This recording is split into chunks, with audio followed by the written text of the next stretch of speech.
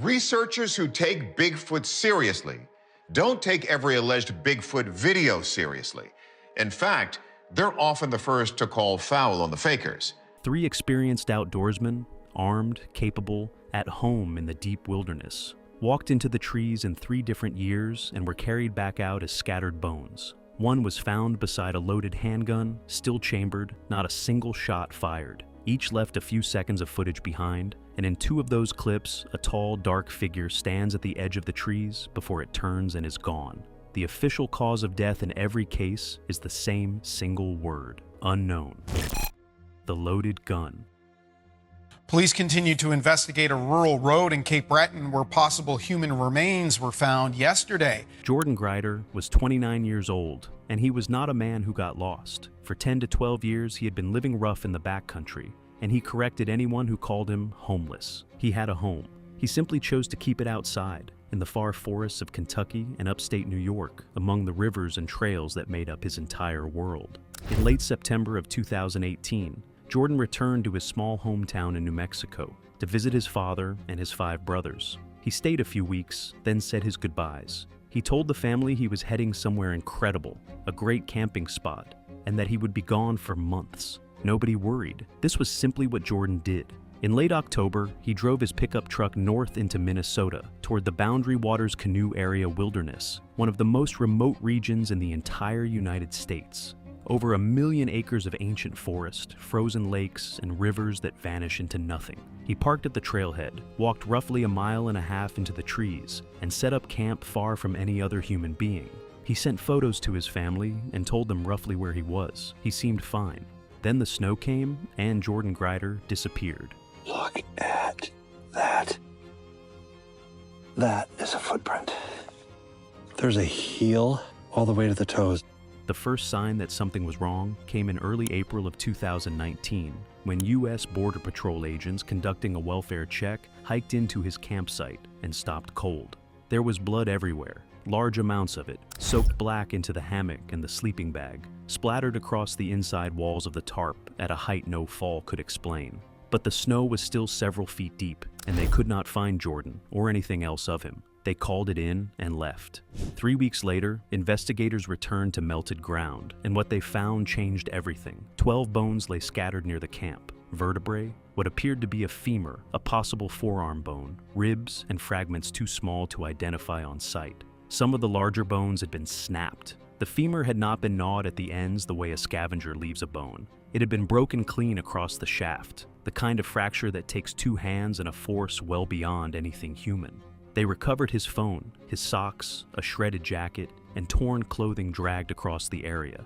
They also recovered his 9mm handgun, still loaded, still chambered. Not a single round had left it. His skull was never found. Search teams of 20 and 30 people walked grid lines through the forest. Cadaver dogs were brought in. For decades, researchers have been trying to communicate with Bigfoot. But have you ever wondered who he is trying to communicate with?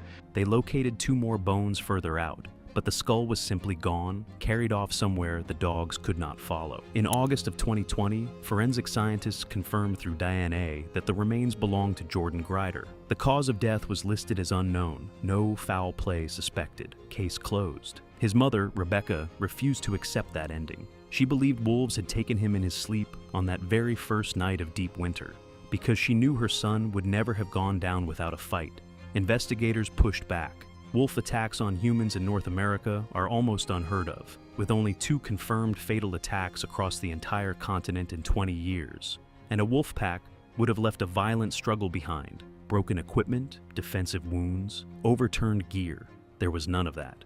Only blood and silence. A second theory, that Jordan had accidentally cut an artery while shaving with his straight razor, collapsed just as quickly. Every blade at the camp was found sheathed. Then, years later, someone began working through Jordan's social media and found 2 videos he had uploaded in the days before he vanished. The first is almost entirely darkness. The Minnesota forest at night swallows the phone's light a few feet past the lens, and out in that black, there is a sound. Low, thick, wet at the edges, almost a growl but pitched wrong, longer than a growl should run. Jordan does not speak above a whisper. He turns the camera toward it and finds nothing. only the suggestion of trees and his own breath fogging the frame. Whatever is making the sound does not move into the light and does not stop. In the second video, he is inside his tent, the nylon close and yellow around him, recording himself as the same sound returns from somewhere beyond the thin wall. And he mentions something he had never told his family. Back at the trailhead, a mile and a half behind him, there were handprints on his truck, huge ones, pressed flat against the cold metal of the door, the palms broad and the fingers far longer than his own, spread too wide for any hand he could set beside them. Something had stood at that truck in the dark, laid its hand against the steel, and walked the same mile and a half into the trees that he had. He does not say what he thinks left them. The recording ends. That is when a different theory took hold among the people studying the case. An experienced armed man with a decade of wilderness survival had been killed by something that left no defensive marks and no spent rounds, with his loaded gun still in reach, and his femur snapped rather than chewed. Whatever it was had circled the camp for days, close enough to be recorded, patient enough to wait for the dark, and strong enough to take the skull and never give it back. Whatever came for Jordan came fast, came quiet, and never once gave him the chance to pull the trigger. The shattered skull. On September 14, 2004, a wilderness survival expert named Bart Schleyer was dropped by float plane at the larger of the Reed Lakes, deep inside Canada's Yukon Territory, to hunt alone. 2 weeks later, he vanished. On October 3rd, a search team found his skull near his campsite, broken open by what appeared to be an enormous force, with bone fragments scattered across the ground around it. The rest of his body was never recovered. The most disturbing discoveries were inside his camera. Bart was not an amateur. Born in 1955 in Cheyenne, Wyoming, he had been obsessed with animals since childhood. He earned a master's degree and spent 14 years with an interagency grizzly bear study team across Montana and Wyoming. In the 1980s, he worked on the Grizzly Recovery Project inside Yellowstone. He became a world-class expert in live capture, tracking, and radio collaring, handling the most dangerous predators on the continent. He later spent months in Russia working to protect endangered Siberian tigers. He built his own bows by hand from raw wood and lit his fires by friction. With nothing but the handmade bow, he could bring down a full-grown bull moose or a North American grizzly. Everyone who knew him said the same thing. This was not a man who could be caught off guard in the wild. He arrived at Reed Lakes fully equipped, with a tent, water containers, an inflatable boat, a camera, a hunting rifle, his handmade bow and arrows, and at least 2 weeks of supplies. On September 30th, when he had been out of contact for several days, his family called police, and the Royal Canadian Mounted Police launched a full search. Near the lake, they found his inflatable boat completely undamaged. About 60 meters into the forest, they found his collapsed tent and his backpack, which still held bear spray, a knife, a camera, and a radio receiver. A short distance away, his deerskin quiver and handmade bow were leaning neatly against a tree, set in place rather than dropped. Further along, they found a camouflage face mask with blood on it. On October 3rd, a civilian team conducting a closer grid search found the skull in a sparse patch of forest. It had been struck with tremendous force, badly broken, fragments thrown out around it, and yet it was resting on a rock almost as if it had been set down there. Forensic examination confirmed it belonged to Bart Schleyer. No other part of his body was ever found. Police first suspected a grizzly since the region was thick with them, but that theory ran into problems almost immediately. The campsite had not been disturbed, and his food still sat in the pot where he had cooked it. A grizzly's nose would have led it straight to that food, and a bear takes the food.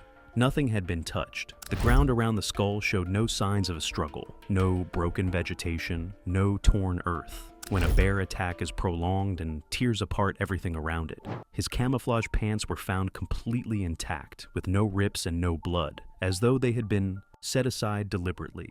The case was officially left unsolved, with a bear recorded as the most likely explanation anyone could put on paper. The documented cases on this channel are not folklore. They are real people, real disappearances, and real forensic evidence drawn from the files left behind when official searches gave up. And for anyone choosing to follow them, the next case is the worst of the three, and a subscription is the only way to reach it. Other explanations were weighed and set aside. The idea that a bear had ambushed him in the water, which might explain the neatly placed pants and the gear staged for quick access, falls apart on one detail. No animal on Earth other than a human shatters a skull the way Bart's was shattered, and a bear does not place it on a rock and leave. A sudden medical emergency seemed almost impossible for a 49-year-old in extraordinary condition, with no known illness. And so, the discussion turned to the Wendigo, a figure from Canadian Indigenous legend, massive, cannibalistic, human-shaped, and trailed by a foul stench that arrives before it does. There is no proof the Wendigo exists. What unsettled people was how exactly that description matched another, human-shaped, powerfully built, foul-smelling, enormous.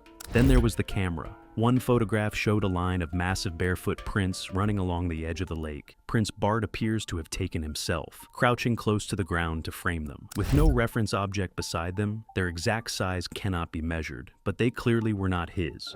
And there was a video, 2 or 3 seconds long, showing a tall, entirely dark, human-shaped figure standing near his campsite. It does not run. It turns, unhurried, and walks into the trees, and the clip ends. To the researchers who study these cases, that footage was the answer. The Yukon sits in a region of ancient silent wilderness bordering British Columbia and Alberta, among the densest Bigfoot sighting territories in North America. Hunters there have reported finding a dead moose with a similarly shattered skull, its body left on a rock.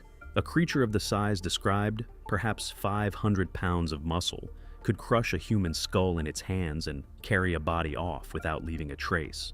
Bart knew grizzlies better than almost anyone alive. He had no knowledge of whatever this was, no way to read its signs, and no idea it had been standing close enough to film him. The collection site.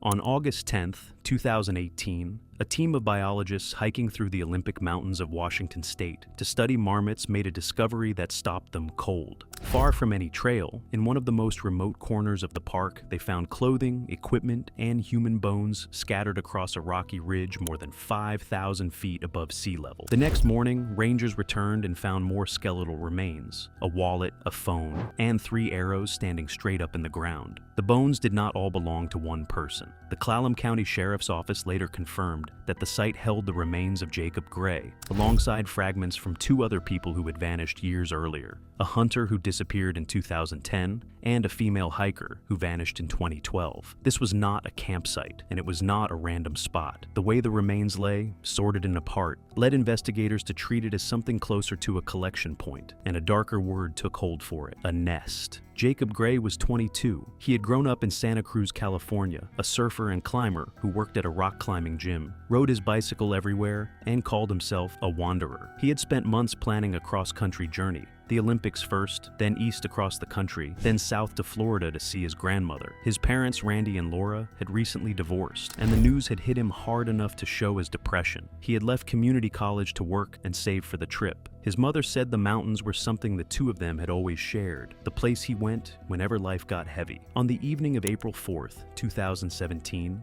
Jacob set out alone on his bicycle, towing a trailer his father had won at a trade show and converted into a compact carrier, almost a small pickup bed on wheels. It held everything he needed: food, an emergency kit, a tent, a water filter, a compound bow, and arrows. The bow was for food and for protection. His destination was the Hoh Lake area, deep inside Olympic National Park, a landscape that runs from rainforest to glaciated peaks on a peninsula surrounded on 3 sides by the Pacific. Since being named a biosphere reserve in 1976, nearly 96% of its wilderness has remained untouched. On April 6th, a woman driving Sol Duke Hot Springs Road noticed a bicycle and tarp-covered trailer sitting still about 6.5 miles up from the highway. She photographed it and reported it. Rangers found a phone book inside, listing the owner as 22-year-old Jacob Gray, but there was no sign of Jacob himself. Standing in the soil next to the bike were 4 arrows, pushed straight down into the ground. Nobody knew what they meant. Roughly 30 officers and several dogs searched the area. Jacob's parents rushed to the park and printed flyers for every entrance and rest stop. In July, more than 100 volunteers searched the Sol Duke River. After 3 months, there was not a single trace of him. Then came August 10th, 2018, 16 months later, when the Marmot research team reached that remote, treeless ridge. In April, when Jacob disappeared, the same ground would have been buried under deep snow in avalanche country that even experienced mountaineers struggle to reach. The rangers who arrived the next morning smelled the site before they could see it, a thickness in the cold air that turned them quiet as they climbed the last of the slope. They found clothing fragments, a wallet with Jacob's cash and bank cards still inside, a phone, a collapsed tent, and a backpack some distance away holding a water filter and canned food. Beside the tent, 3 more arrows had been pushed straight into the ground. Forensic examination confirmed Jacob's leg bone. Alongside it lay pelvic bones and ribs belonging to the 2 other missing people, a 34-year-old hunter who had vanished in 2010 with a large caliber rifle and a machete, and a 33-year-old hiker who had gone into the park alone in 2012. Both of their skeletons were more heavily bleached. They had been there far longer. 3 people, 3 separate years, all brought to the same hidden place 6,000 feet up, the remains lying separated by type rather than left where a body falls. Police ruled out human murder for several reasons. No killer could operate at that elevation in a wilderness with no shelter for dozens of miles, and there were no campfire remains, no footprints, no tools, none of the base a person would require to return again and again. The untouched wallet and cash eliminated almost every human motive. An animal attack was considered, but one of the victims was an experienced hunter who had disappeared with a large caliber rifle, and no known predator gathers remains from 3 different years into one place and sorts them by bone. That behavior requires intelligence, and it requires hands. Then they reviewed Jacob's phone. One video, only a few seconds long, had been recorded by holding the phone up to a pair of binoculars, the frame shaking with the effort of keeping a distance. At the far end of that frame, near his tent, a massive figure stands, covered in black fur from head to foot, human in shape and far too large for it. And as the lens steadies, it turns slowly and walks into the trees. A standard tent stands roughly 90 to 110 centimeters tall.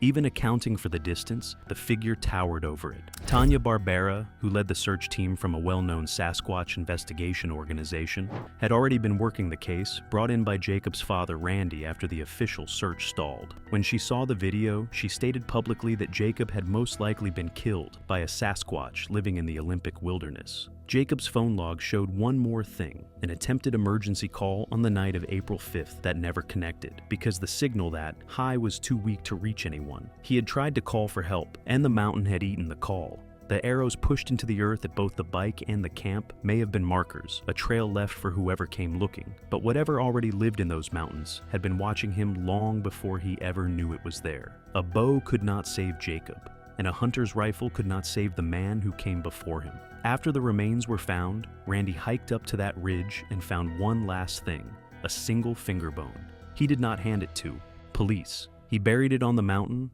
built a cross from rope and wood, and left it there for his son. What the wilderness keeps.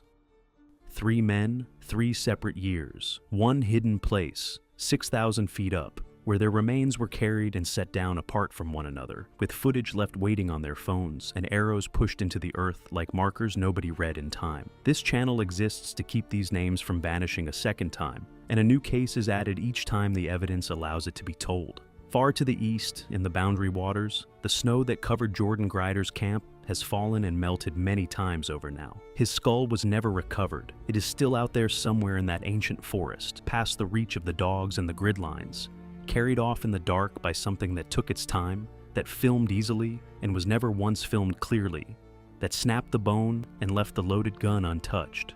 The tree line at the edge of that campsite has not changed. It stands black and close against the snow, exactly as it stood the night the sound came out of it, and somewhere behind it, the thing that has learned every shadow of that forest is still watching the next man walk in.